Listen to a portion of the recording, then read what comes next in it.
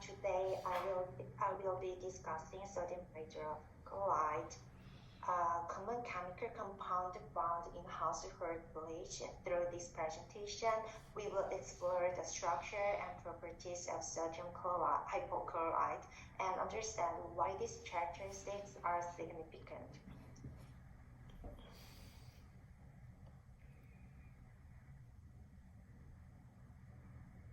I choose to examine bleach, specifically sodium hypochlorite solution, which is a common household base.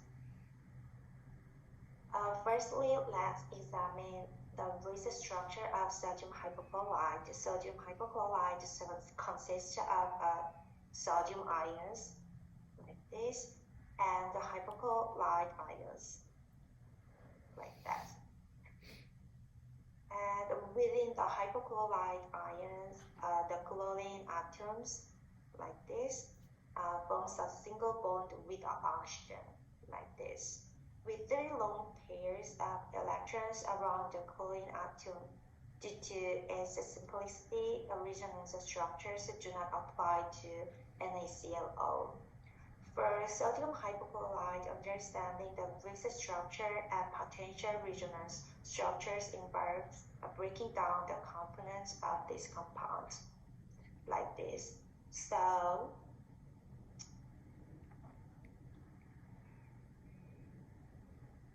sodium has one electron and its outermost shell and forming an ion. It loses this electron to achieve a stable electron configuration similar to the nearest noble gas neon. This results in a sodium ion with a positive charge. So we can express the sodium like Na plus. And hypochlorite ion, chlorine has 7 valence electrons, oxygen has 6 valence electrons. Together, they share electrons to form a covalent bond to complete the octet for both chlorine and oxygen. One additional electron is needed. This electron gives the hypochlorite ion as negatively charged. The Lewis structure for NaClO is represented by showing the sodium positive ion separately from the ClO minus ion, indicating the ionic bond between them. I'm gonna show you guys other pictures. NaClO is made up of 1 oxygen and 1 sodium and 1 chlorine atom. The sodium gives electrons to oxygen, while the chlorine and oxygen both share 1 electron, making them all stable. So you can check sodium has 1, 2, 3, 4, 5, 6, 7, 8, 9 electrons, and the oxygen 1, 2, 3, 4, 5, 6 electrons. And chlorine has 1, 2, 3, 4, 5, 6, 7 electrons. So it is now unstable status, but after compound, sodium has 1, 2, 3, 4, 5, 6, 7, 8 electrons. Sodium gave the 1 electron to oxygen. You can check that this green hole or circle.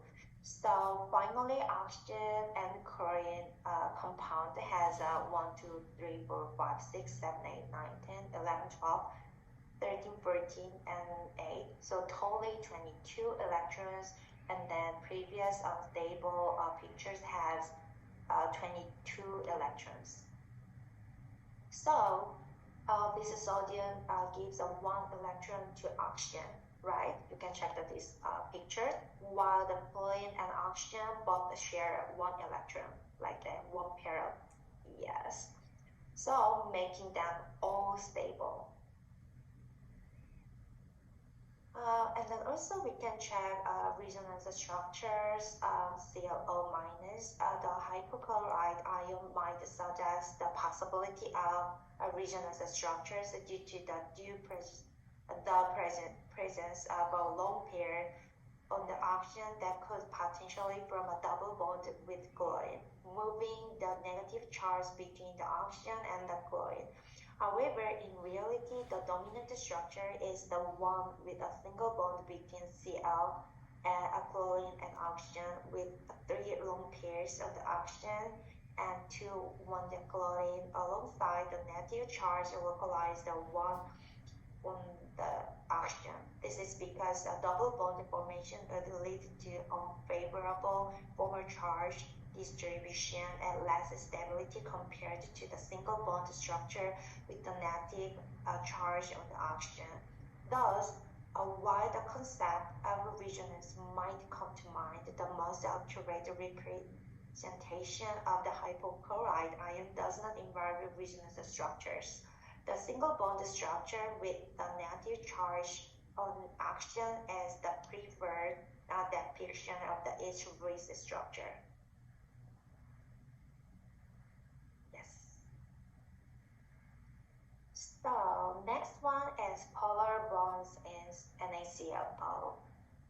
Next, let's discuss the polar bonds within the molecular and other polarity of NaClO to understand the polar bond between chlorine and oxygen in the hypochlorite ions. It's essential to grasp what a polar bond entails. A polar bond occurs when two atoms have shared electrons and one atom attracts the shared electrons more strongly than the other. This attraction difference is due to the atom's electronegativity difference. Atom with a higher electronegativity pulls electrons towards themselves more strongly, while those with a lower electronegativity do so more weakly. So in ClO minus, we have a bond between chlorine and oxygen. Oxygen is more electronegatively than chlorine. And oxygen pulls the shared electrons closer, becoming slightly negative. Meanwhile, chlorine gets a slight positive charge, so the Cl and O bond in the Cl like this, Cl and O ions is a perfect example of a polar covalent bond due to the significant difference in electronegativity between chlorine and oxygen. This difference leads to an uneven distribution of electrons, making the bond polar.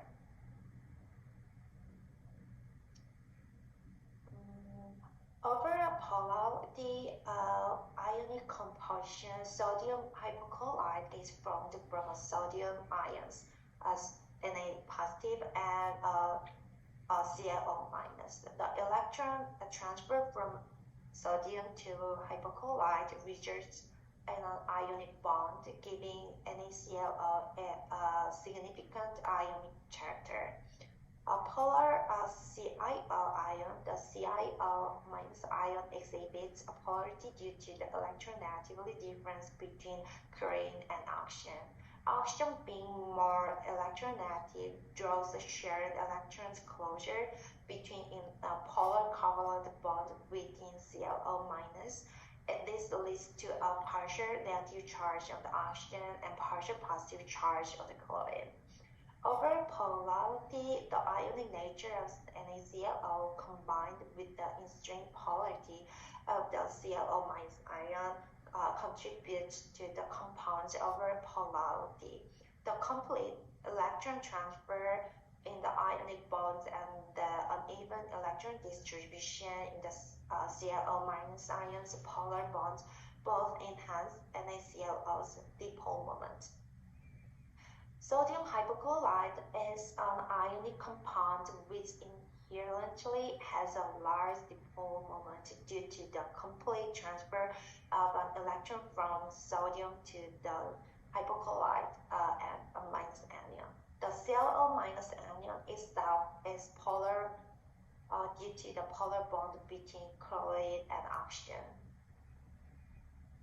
Focusing on the electron geometry around the chlorine atom with the hypochlorite ion, as previously discussed, the chlorine atom forms one bond with an oxygen atom, with the remaining being lone pairs of electrons. The electron configuration around the chlorine atom consists of one bond pair and three lone pairs, leading to a tetrahedral electron geometric structure.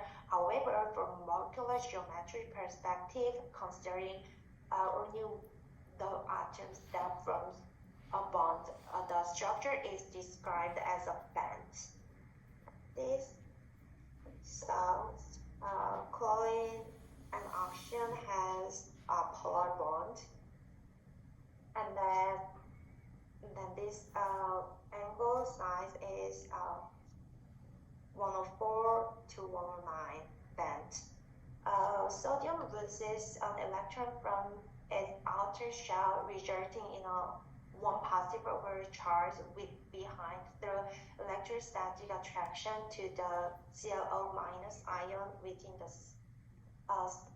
hydrocolloid ion. The electron geometry around the pollen is determined by the arrangement of lone pairs and the bond pairs as previously explained. The molecular geometry of the hypocolloid ions around the chlorine atom is bent or angular due to the two lone pairs pushing against the bond pair, which causes the bond angle to be less than the ideal tetrahedral angle of 109.5. The band molecular geometry of Cl influences its chemical properties, including reactivity and how it interacts with other molecules. The angle between the chlorine and oxygen atoms in hypocolloid is less than the ideal tetrahedral angle of 109.5 degrees due to the repulsion from the lone pairs, typically around 104.5 degrees, similar to that in water. H2O, although the exact angle in hypocolloid can vary slightly due to difference in electronegativity and lone pair repulsion compared to H2O.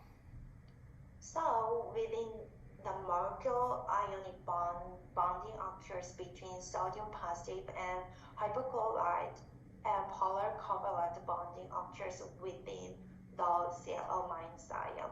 Between molecules in solution, ionic compounds like NaClO dissociate into ions. So interactions are largely ionic and depends on the solvent. Example, water.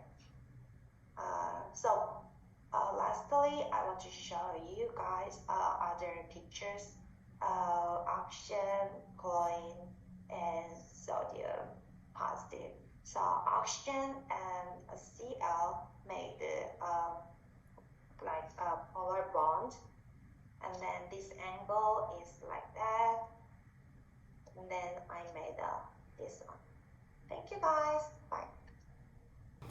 Hello everyone, today I will be introducing you to sodium hypochlorite, common disinfectant found in household bleach.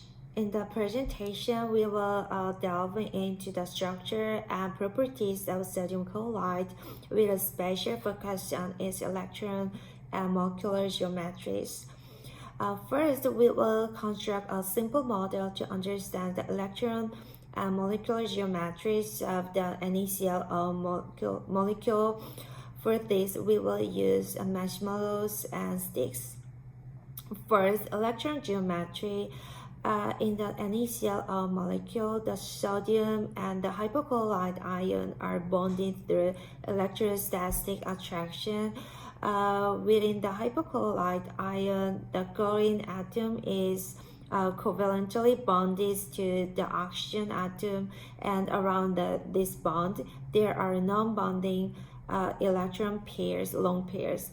To model this, we can represent the bond between chlorine and oxygen with sticks, and the lone pairs with the small marshmallows. I'm gonna show you.